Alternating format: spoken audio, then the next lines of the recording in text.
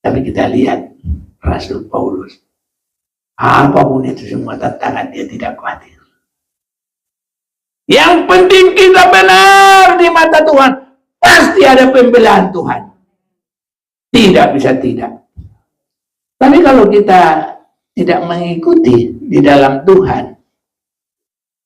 gak yakin kita pembelaan itu, dan gak berani mempertahankan pembelaan Tuhan.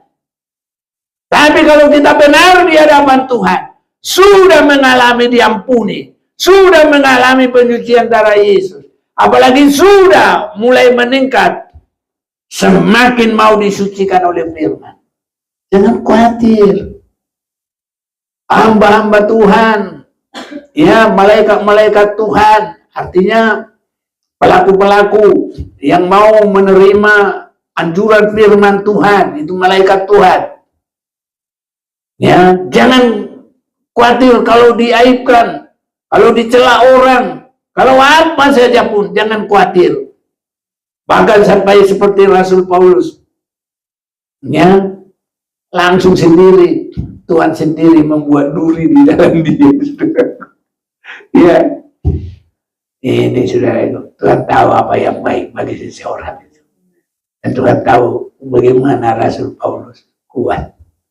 Dia tidak akan mundur dengan itu, saudara-saudaraku.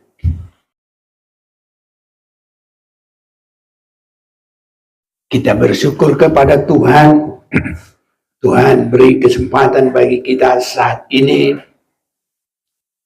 di hari-hari terakhir, saudara-saudaraku, karena hari-hari awal sudah terjadi itu dari penciptaan manusia Adam sampai kepada Abraham, dan mulai dari Abraham itu permulaan bangsa-bangsa,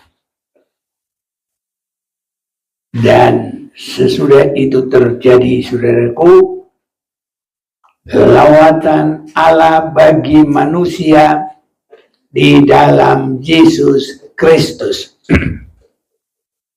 Dan kalau kita perhatikan itu semua, itu dari tahun penciptaan Adam, boleh kita sebut itu sebagai tahun awal, sampai Abraham, permulaan bangsa-bangsa, sebagai tahun yang menyusul. Baru dari Abraham sampai Yesus, itu merupakan tahun, ya, bagaimana pergumulan perjalanan manusia secara bangsa-bangsa. Dan setelah mulai kedatangan Yesus, itu adalah masa anugerah yang masih diberikan sampai kita saat ini, yang saya berkeyakinan sebenarnya kalau kita lihat dari Adam sampai Abraham 2000, dari Abraham sampai Yesus sekitar 2000 juga, dan kita sekarang kalau ya dikurangi dengan sampai kepada kematian Yesus, sudah begitu hampir selesai waktu, saudara-saudaraku. Itu sebabnya kita sekarang ini harus benar-benar mengalami penguatan, harus jelas melihat jalan perjalanan tujuan, dan harus teguh di dalam perjalanan. Itu, saudaraku, harus terjadi, kecuali kalau hanya Kristen-Kristen umum, Kristen biasa-biasa, Kristen yang tidak sungguh-sungguh kepada hidup yang kekal.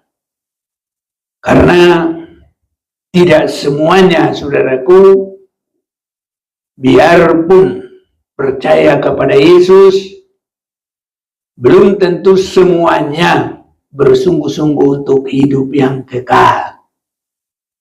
Ada banyak yang hanya ingin mengalami mukjizat pertolongan di dalam jasmani, dalam fisik, kesembuhan, kebutuhan, dan lain-lain lagi, kesenangan hidup di bumi. Tetapi bagi kita itu bukan sasaran. Kita harus sampai siap bagi hari kedatangan Tuhan yang gereja menantikannya, dan kita punya keyakinan itu pasti akan datang nanti. Kita bersabar saja dan tekun menanti kedatangan Tuhan. Jadi kekristenan kita tidak hanya Kristen, tapi siap menanti kedatangan Tuhan. Gereja yang dewasa rohani, yang tidak bercacat celah, siap bagi hari kedatangan Tuhan. Harus itu pergumulan kita, saudara-saudaraku. Ya, di dalam Yohanes kita akan masih tetap baca ini.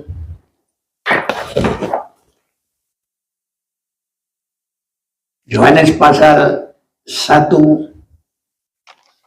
kita masih tetap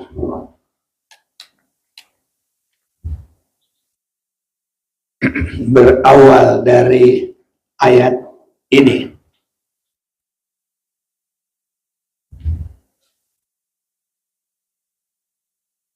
Saya mau mengajak kita memperhatikan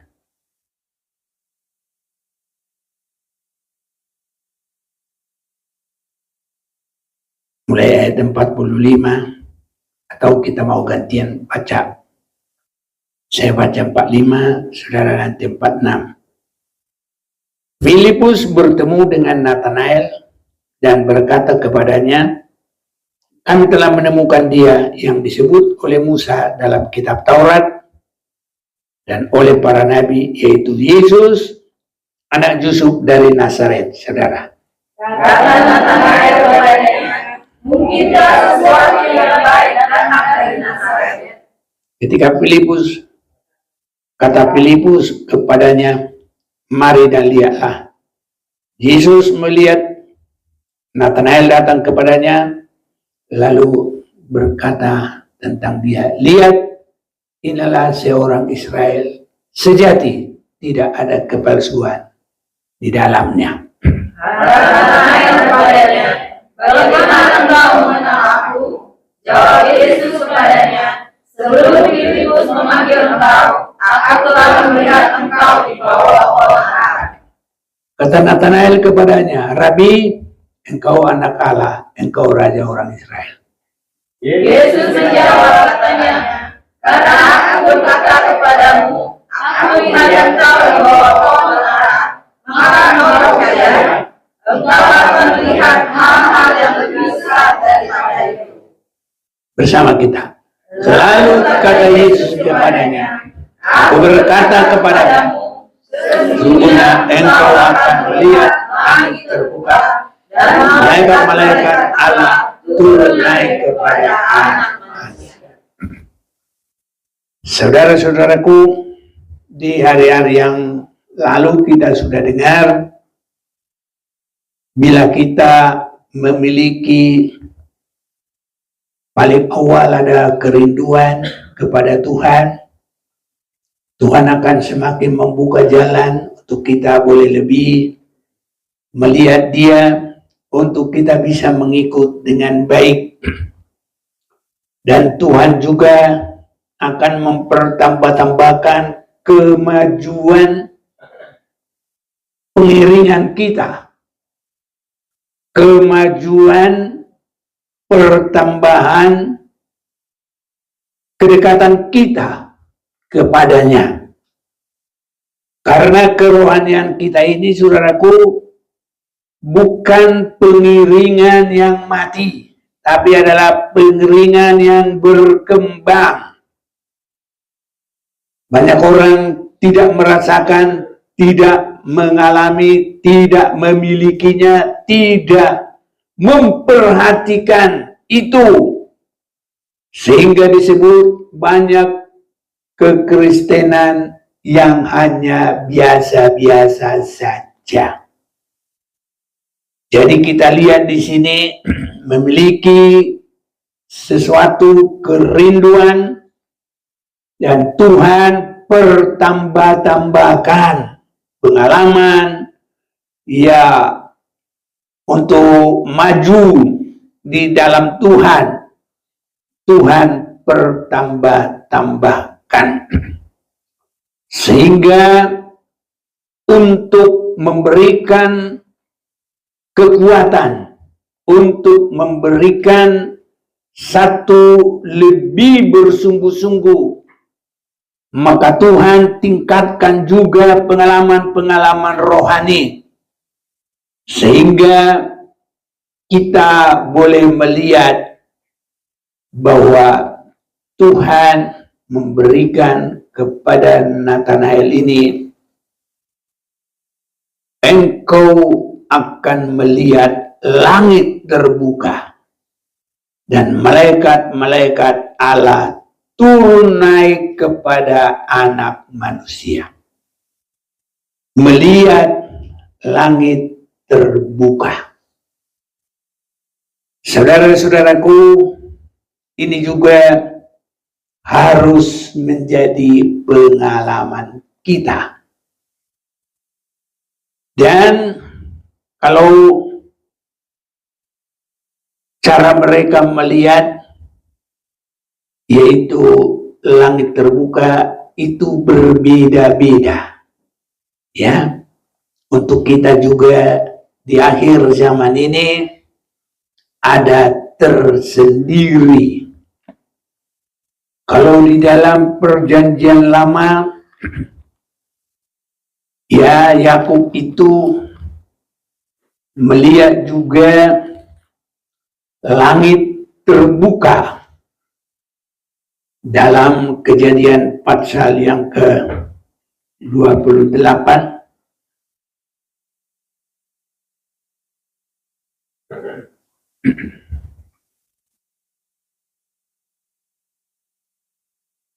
Kalau kita boleh perhatikan ayat yang ke-12, maka bermimpilah ia. Ya, ini yang dimaksud adalah Yakub. Di bumi ada didirikan sebuah tangga yang ujungnya sampai di langit. Dan tampaklah malaikat-malaikat Allah turun naik di tangga itu. Ini boleh kita lihat sama yang Tuhan tunjukkan kepada Yakub, yang ditunjukkan kepada Yakub juga kepada Nathanael. Nah, apa maksudnya Tuhan tunjukkan itu? Karena Yakub pada saat itu masih di dalam menuju masa depan. Bagi dia, ya kepastian itu belum benar-benar dia mengerti. Ini saudaraku. Jadi untuk menetapkan, menguatkan dia, maka Tuhan memberi melalui mimpi, memberi kepada Yakub ini melihat langit yang terbuka dan malaikat-malaikat Allah turun naik di atas tangga itu. Dan dengan itu maka Yakub merasa bahwa dia di dalam penyertaan Allah. Ini penting bagi kita, saudaraku. Terlebih di akhir zaman ini, perjalanan yang benar itu susah, saudaraku. Tantangannya terlalu banyak. biar kita mendapat kekuatan bagaikan melihat langit yang terbuka, dan kita boleh melihat malaikat Allah turun naik sampai ke tahtanya Tuhan, sehingga juga kita boleh mendapat kepastian. Kejadian pasal 28 ayat 13, berdirilah Tuhan di sampingnya, berfirman, akulah Tuhan Allah Abraham, nenek moyangmu, dan Allah Ishak. Tanah tempat engkau berbaring ini akan kuberikan kepadamu dan kepada keturunanmu. Jadi mendapat kekuatan dan juga mendapat perjanjian. Ini saudara-saudaraku. Jadi melihat langit yang terbuka, mendapat kekuatan, mendapat kepastian, dan mendapat perjanjian Tuhan. Keturunanmu akan menjadi seperti debu tanah banyaknya, dan engkau akan mengembang ke sebelah timur, barat, utara, dan selatan, dan olehmu serta keturunanmu semua kaum di bumi, di muka bumi akan mendapat berkat. Jadi saudara-saudaraku, tidak semua mengalami seperti ini. Tidak semua mengalami seperti ini.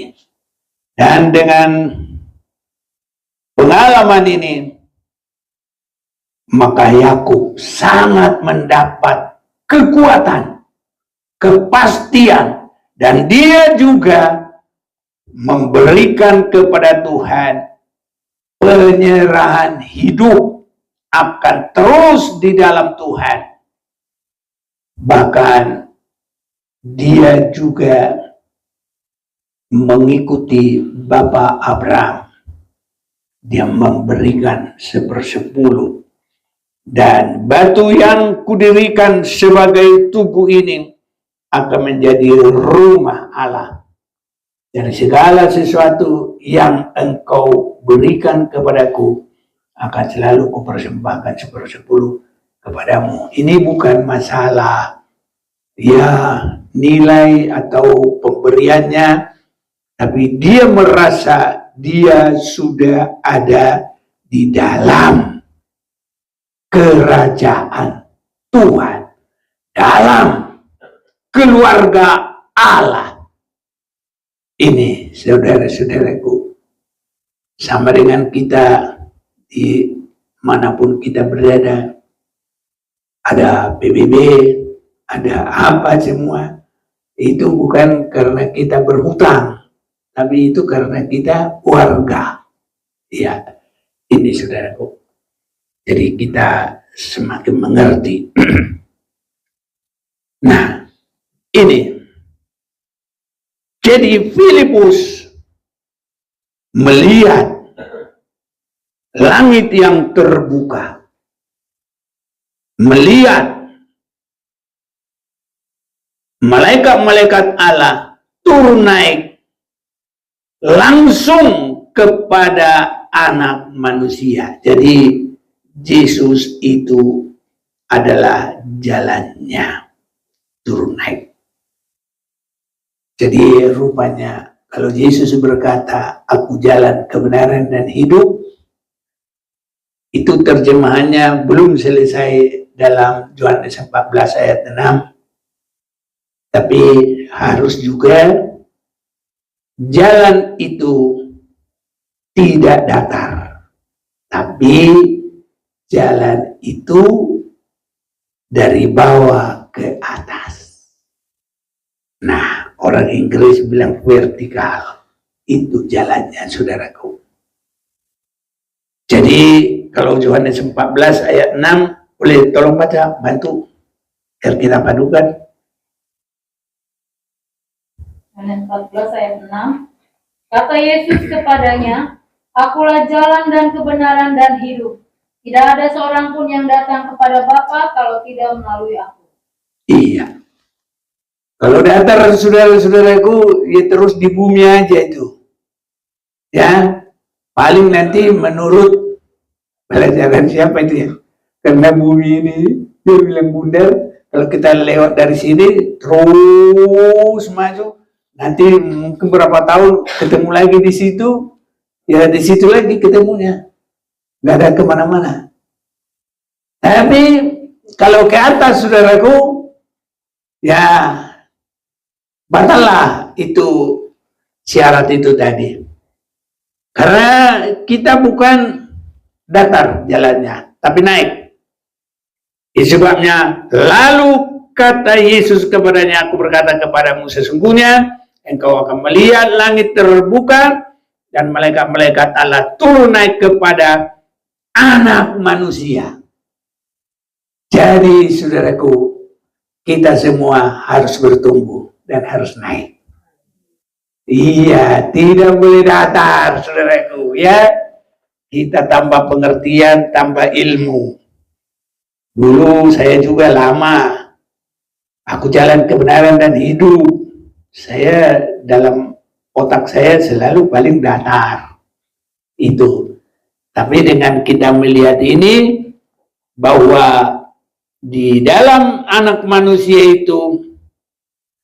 itu orang-orang yang berjalan itu di sini disebut malaikat-malaikat.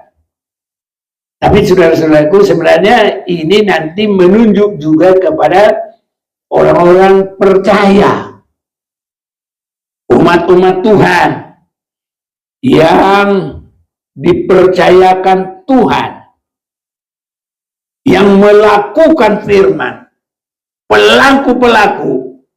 Karena malaikat ini sebenarnya tidak hanya sebagai ya yang diciptakan, ada malaikat itu, tapi malaikat itu artinya juga adalah pelaku atau pesuruh. Nah, itu malaikat. Jadi kalau kita pelaku, selalu melakukan firman Tuhan, maka kita ada di dalam Yesus, dalam firman, dan itu nanti kita akan meningkat, saudara-saudaraku. Naik, tidak datar. Tadi saya terangkan sedikit, kalau datar, ya kembali situ. Mau berapa puluh tahun juga kembali ke situ. Tapi kalau naik, pasti ketemu Bapa Surgawi. Ini saudara-saudaraku. Itu sebabnya kerohanian kita ini harus ada peningkatan, saudaraku. Kalau kita tidak ada peningkatan, harus dikoreksi. Dan kita bukan hanya karena anggota, umpamanya dalam keduniawian ini. Kita harus sampai kepada hidup yang kekal selama-lamanya.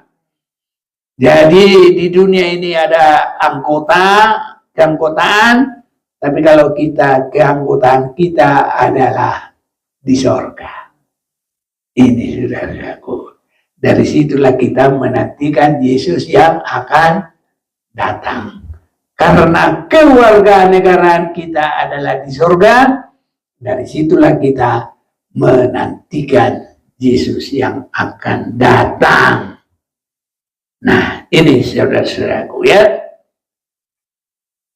Kita mau melihat lagi dalam 2 Korintus pasal 12.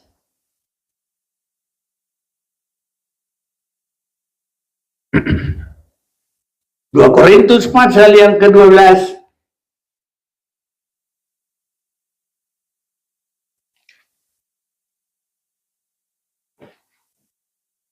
Paulus menerima penglihatan dan penyataan. Aku harus berbegah sekalipun memang hal ini tidak ada faedahnya. Namun demikian, Aku hendak memberitakan penglihatan-penglihatan dan pernyataan-pernyataan yang kuterima dari Tuhan.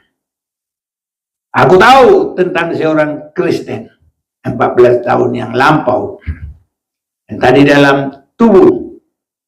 Aku tidak tahu tentang di luar tubuh. Aku tidak tahu. Allah yang mengetahuinya. Orang itu tiba-tiba diangkat ke tingkat yang ketiga dari sorga. Aku juga tahu tentang orang itu. Entah di dalam tubuh, entah di luar tubuh. Aku tidak tahu. Allah yang mengetahuinya. Ia tiba-tiba diangkat ke Firdaus. Dan ia mendengar kata-kata yang tak terkatakan, yang tidak boleh diucapkan manusia. Atas orang itu aku hendak bermegah, tapi atas diriku sendiri aku tidak akan bermegah selain atas kelemahan-kelemahanku. Sebab sekiranya aku hendak bermegah juga, aku bukan orang bodoh lagi, karena aku mengatakan kebenaran, tapi aku menahan diriku supaya jangan ada orang yang menghitungkan kepadaku lebih daripada yang mereka lihat padaku atau yang mereka dengar daripadaku. Dan supaya aku jangan meninggikan diri karena pernyataan yang luar biasa itu, maka aku diberi suatu duri di dalam dagingku. Itu seorang utusan iblis untuk mengocoh aku supaya aku jangan meninggikan diri. Tentang hal itu, aku sudah 3 kali berseru kepada Tuhan supaya utusan iblis itu mundur daripadaku. Tapi jawab Tuhan kepadaku, cukuplah kasih karuniaku bagimu, sebab justru dalam kelemahanlah kuasaku menjadi sempurna. Sebab itu terlebih suka aku bermegah atas kelemahanku, supaya kuasa Kristus turun menaungi aku.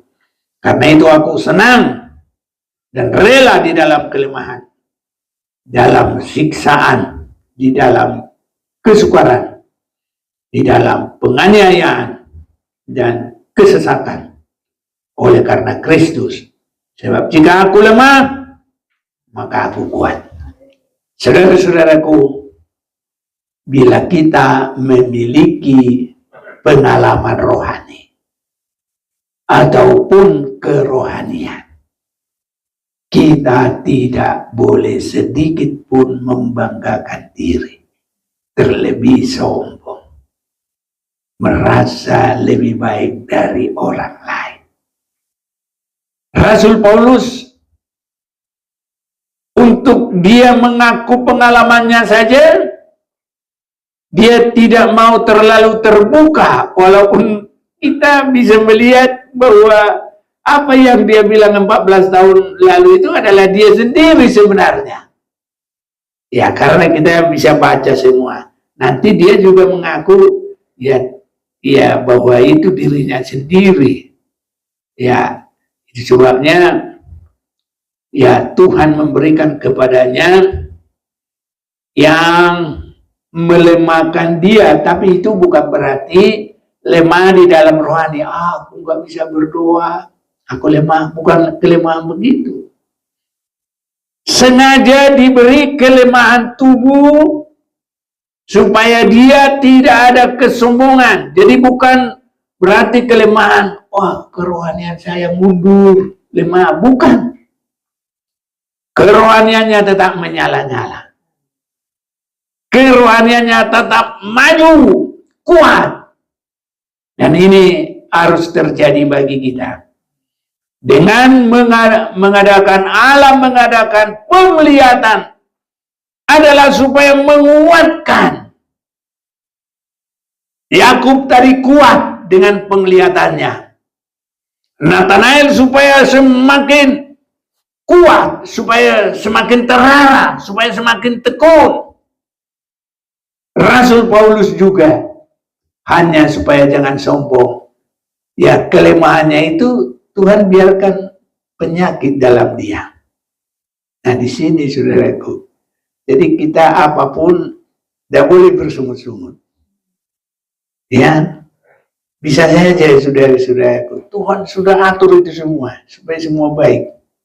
Pengaturan Tuhan itu adalah yang terbaik. Jadi kita mau banyak berserah kepada Tuhan. Nah, Rasul Paulus bukannya orang yang tidak didengar doanya. Wah, dia mengadakan mujizat banyak, dia menyembuhkan orang banyak, orang mati juga bangkit dalam pelayanannya.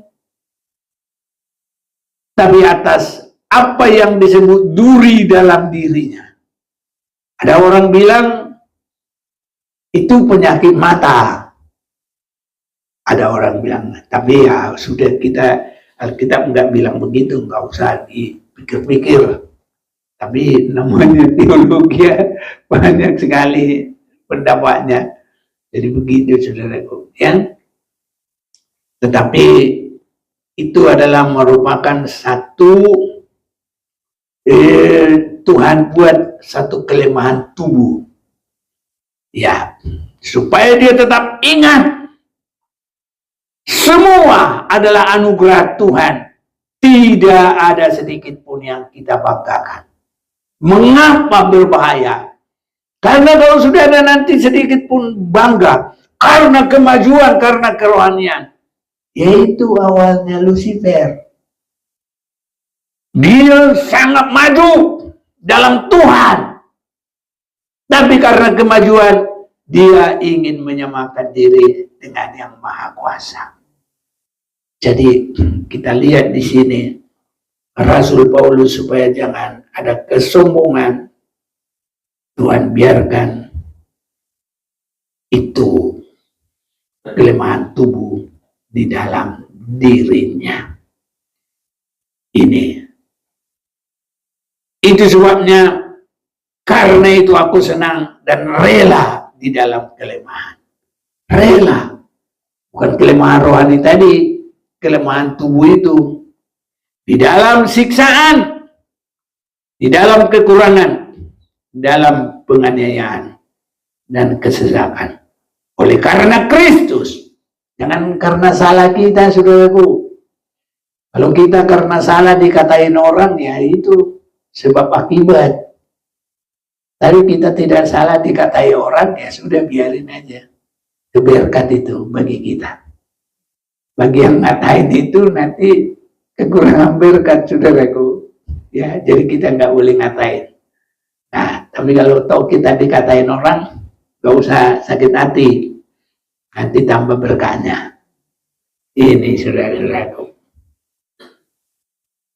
Jadi, dalam ayat 9, tapi jawab Tuhan kepadaku, cukuplah kasih karuniaku bagimu. Sebab justru dalam kelemahanlah kuasaku menjadi sempurna. Sebab itu terlebih suka aku bermegah atas kelemahanku. Itu artinya di dalam rendah hatinya itu. Ya. Karena itu tadi awalnya, ya. Tidak ada sedikit pun membanggakan diri, tidak ada sedikit pun menyombongkan diri. Jadi kerohanian yang memuncak sekalipun, jangan bangga diri dan jangan ada kesombongan. Kekayaan harta dunia apapun, jangan ada kesombongan, jangan ada kebanggaan.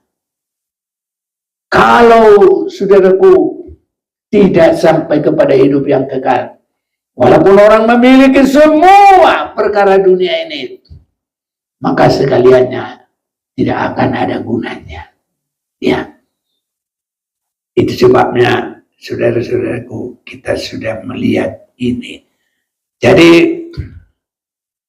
Rasul Paulus, dia bilang ayat 2, aku tahu tentang seorang Kristen 14 tahun yang lampau, entah di dalam tubuh aku tidak tahu, entah di luar tubuh aku tidak tahu. Allah yang mengetahuinya. Orang itu tiba-tiba diangkat ke tingkat yang ketiga dari surga. Saudara-saudaraku, mungkin dia dalam penglihatan bisa, ya, mungkin juga diangkat, tapi saya yakin nggak diangkat itu badannya, penglihatan aja, saudaraku. Nah, bagi kita untuk sekarang ini sebenarnya apa? Inilah, saudara-saudaraku, ini pelajaran kita ini, inilah tangga yang kita boleh lihat sekarang ini. Kalau firman ini dimukakan, benar-benar saudara-saudaraku. Ya. Jadi, ini Rasul Paulus, dia bilang ke tingkat yang ketiga. Ya, disinilah ada tingkat yang ketiga, saudaraku. Tingkat yang pertama ini ditebus oleh darah Yesus. Nah, tingkat yang kedua dikuduskan oleh firman Tuhan. Tingkat yang ketiga disempurnakan. Mengapa ini saya berani mengatakan inilah tangga untuk kita di akhir zaman ini? Karena waktu Musa mendirikan ini adalah contoh yang dari surga. Langsung, saudara-saudara. Jadi, walaupun ini tertutup, tapi kalau ini dibukakan sekarang, dan kita mengerti, dibebaskan dari dosa, dikuduskan oleh firman, dan kita mengalami, dan disempurnakan. Ini kita melihat surga, saudaraku.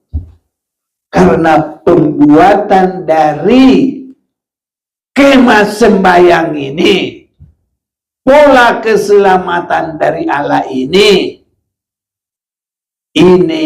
menurut contoh yang dari Allah sendiri langsung. Contoh yang dari Allah sendiri langsung. Nih, luar biasa. Kalaupun mereka melihat, tapi kalau ini contoh yang langsung dari Allah. Jadi kalau kita melihat ini, inilah saudaraku. Dan kalau kita mengalami dibasuh oleh darah Yesus dengan benar, kita sudah masuk di tingkat yang pertama. Kalau benar-benar kita mengasihi firman, berani melakukan firman, kita sudah dibasuh oleh firman Tuhan. Tingkat yang kedua. Kalau semua keinginan daging kita ini dirobek, dan kita sudah hanya yang rohani, ini kita masuk dalam tingkat yang ketiga. Ini saudara-saudaraku. Jadi kita harus mengalami dan kita harus melihat. Mari kita baca dulu. Nah, semua kita mau baca dulu sama-sama ini. Keluaran 25 ayat 9 ya. Sudah dapat belum? Atau mulai dari 8? Sudah dapat? 1, 2, 3.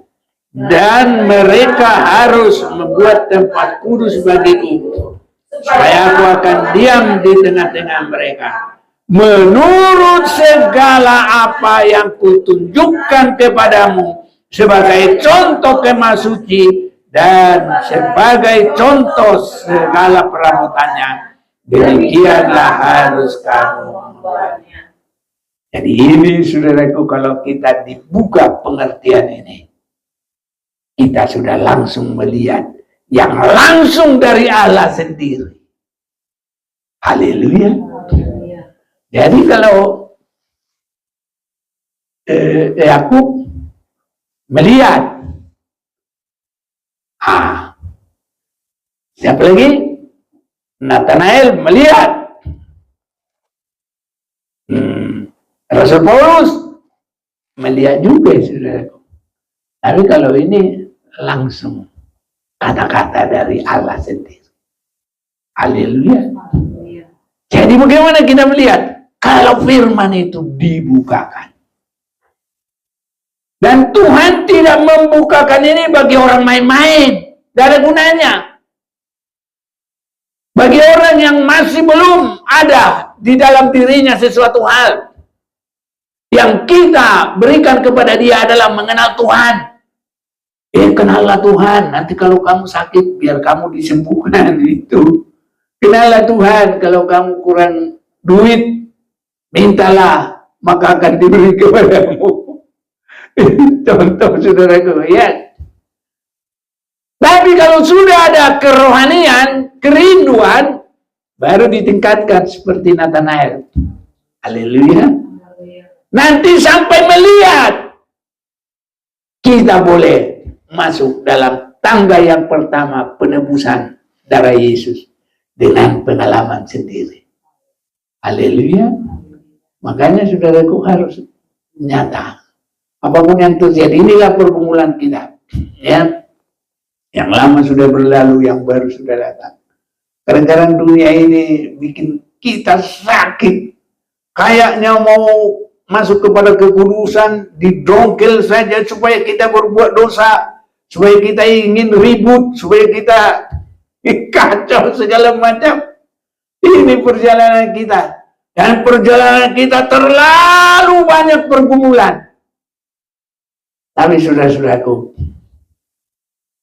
berusaha naik, meningkat, apapun itu semua. Karena perjalanan kita, tingkat satu, tingkat yang kedua, lebih mengutamakan firman Tuhan. Tingkat yang ketiga, sampai disempurnakan. Ini perjalanan kita, saudara-saudaraku. Jadi di dalam hal ini, tantangannya ini tidak sedikit, saudara-saudara, terlalu besar. Tapi kita lihat Rasul Paulus, apapun itu semua tantangan, dia tidak khawatir. Yang penting kita benar di mata Tuhan, pasti ada pembelaan Tuhan. Tidak bisa tidak. Tapi kalau kita tidak mengikuti di dalam Tuhan, gak yakin kita pembelaan itu, dan gak berani mempertahankan pembelaan Tuhan. Tapi kalau kita benar di hadapan Tuhan, sudah mengalami diampuni, sudah mengalami penyucian darah Yesus, apalagi sudah mulai meningkat, semakin mau disucikan oleh firman. Jangan khawatir. Hamba-hamba Tuhan, ya, malaikat-malaikat Tuhan, artinya pelaku-pelaku yang mau menerima anjuran firman Tuhan, itu malaikat Tuhan. Ya, jangan khawatir kalau diaibkan, kalau dicela orang, kalau apa saja pun, jangan khawatir. Bahkan sampai seperti Rasul Paulus, ya, langsung sendiri, Tuhan sendiri membuat duri di dalam dia. Ya, ini saudara, Tuhan tahu apa yang baik bagi seseorang itu. Dan Tuhan tahu bagaimana Rasul Paulus kuat. Dia tidak akan mundur dengan itu, saudara-saudaraku. Dia akan maju. Itu sebabnya kita akan belajar ini terus nanti. Sampai seberapa yang Tuhan mau, saudara-saudaraku. Karena ini adalah tangga kita untuk masuk. Mulai dari tingkat awal, tingkat yang kedua, dan tingkat yang ketiga. Rasul Paulus, tidak ada lagi tingkat yang keempat. Tidak ditulis. Karena pelajaran ini, saudaraku, tidak ada lagi tingkat yang keempat. Adanya tingkat yang ketiga saja. Jadi semua itu Tuhan yang sudah mengaturnya sedemikian rupa. Itu sebabnya Alkitab ini nggak boleh dipisahkan. Dari perjanjian lama, perjanjian baru, semua. Dari kitab Kejadian sampai kitab Wahyu, semua. Itu juga adalah tangga bagi kita. Dan itu semua adalah kehidupan Yesus. Yesus adalah firman Allah. Pada mulanya adalah firman. Firman itu bersama-sama dengan Allah. Firman itu adalah Allah. Nah, jadi firman itu telah menjadi manusia dan kami telah melihat kemuliaannya. Itulah kemuliaan anak tunggal Allah, anak satu-satunya ayat. Itulah Yesus Kristus. Nah, jadi disinilah kita, saudaraku. Memang kadang-kadang kita tidak bisa naik terus, kadang kita turun. Tapi nanti naik lagi, lebih tinggi lagi. Kalaupun ya begitulah saudaraku, karena dunia ini benar-benar pergumulan ini. Pergumulan saudara-saudaraku. Kalau kita tidak hati-hati, bisa terseret saudaraku. Seperti gelombang-gelombang di laut ini. Bisa terseret. Tapi itulah. Banyak berserah, banyak berdoa, maka nanti suatu waktu kita berpuasa lagi kalau mau. Amin, saudaraku. Dulu kita kan sering berpuasa. Ya, kita adakan juga nanti di sini. Saudara-saudaraku, itu semua untuk kita bisa melewati segala pergumulan. Jadi satu tadi, kalau kita sudah memang Tuhan sudah membawa kita dalam pengertian itu dan dalam pengalaman itu jangan sedikit pun menjadikan kebanggaan. Tapi Rasul Paulus berkata, itu harus semakin membawa kepada rendah hati. Jadi jangan sampai kita bilang, firman. Jangan, saudaraku. Tidak boleh sama sekali. Itu rahmat karunia bagi kita. Amin. Apalagi kita bilang, kafir. Asal nggak pernah gereja lu. Tidak boleh, saudara-saudaraku. Kita ini adalah keberkatan. Dan kalau Tuhan kuatkan kita harus menggumuli siapapun sebelum mati harus masuk dalam pertobatan. Ini saudaraku, wah udah terlalu banyak kesalahannya, udah terlalu banyak menyakiti, udah terlalu banyak dosanya. Tidak boleh saudaraku. Selagi ada nafas, Tuhan tolong dia. Selagi ada nafas, Tuhan selamatkan dia. Selagi ada nafas, kesempatan ini pakai Tuhan memberkati dia. Amin saudaraku. Ya, kiranya Tuhan tolong kita. Mari meningkat, berpengalaman, ya, berpengalaman di mana tingkat 3 kita semakin masuk dalam penyucian darah Yesus meninggalkan dunia ini, semakin masuk dalam peningkatan di dalam penyucian firman, semakin masuk di dalam peningkatan. Tidak ada lagi keinginan daging, adanya semua hal-hal yang rohani. Saudara-saudaraku, kalau di dalam tingkat yang pertama, mau jatuh kemana? Gak ada. Itu sebabnya, sewaktu bangsa Israel keluar dari Mesir, ada enggak satupun yang mati? Nanti matinya di mana? Di perjalanan mulai dari Laut Merah atau Laut Kosong sampai ke pertengahan atau sampai ke pertengahan, itu namanya seberang Sungai Jordan. Menyeberangi Sungai Jordan yang 600.000 laki-laki, yang menyeberang Sungai Jordan tinggal 2 orang. Matinya di dalam pergumulan ini. Kalau di bawah jatuh kemana? Itu bukan bikin-bikin. Ya. Nah, kalau orang belum percaya, mau jatuh kemana? Jatuh dari mana? Ya itu, gitu-gitu aja, biasalah. Itu sebabnya harus meningkat, saudaraku.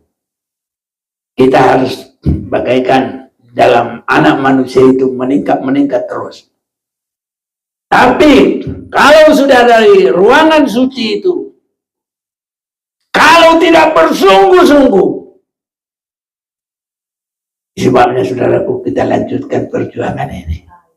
Apapun yang terjadi sampai Tuhan Yesus datang, kiranya Tuhan kuatkan kita. Mari kita menyembah Tuhan.